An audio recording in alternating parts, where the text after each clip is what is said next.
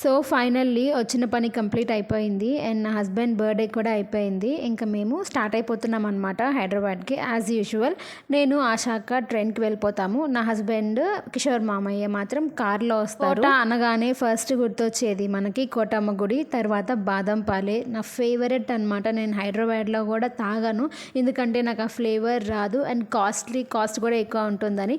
But కోటకు వచ్చినప్పుడు మాత్రం ఖచ్చితంగా డైలీ తాగను, కానీ బయటకు వెళ్ళినప్పుడు మాత్రం ఖచ్చితంగా తాగుతా. అండ్ ఇప్పుడు హైదరాబాద్ వెళ్ళిపోతున్నాను కాబట్టి బాదం పాలకి బదులు ఫ్రూట్ జ్యూస్ తాగైతే మేము పసక్కేసాము కోటలో గూడూరు. మా తమ్ముడు స్వామి కూడా మాకు సెండ్ ఆఫ్ ఇవ్వడానికి వచ్చారనమాట. యాక్చువల్గా తనే మమ్మల్ని ట్రైన్ ఎక్కించారు. మామయ్య వాళ్ళు కూడా వచ్చారు, కానీ వాళ్ళు త్వరగా రిటర్న్ వెళ్ళిపోయారనమాట. ఎందుకంటే మళ్ళీ కోటకి వెళ్ళాలి కదా ఈ చీకటిలో, అందుకే మా తమ్ముడు స్వామి మమ్మల్ని ఎక్కించి వెళ్ళిపోయారనమాట. సో ఇంకా నుండి నార్మల్ డే లైఫ్ రొటీన్స్.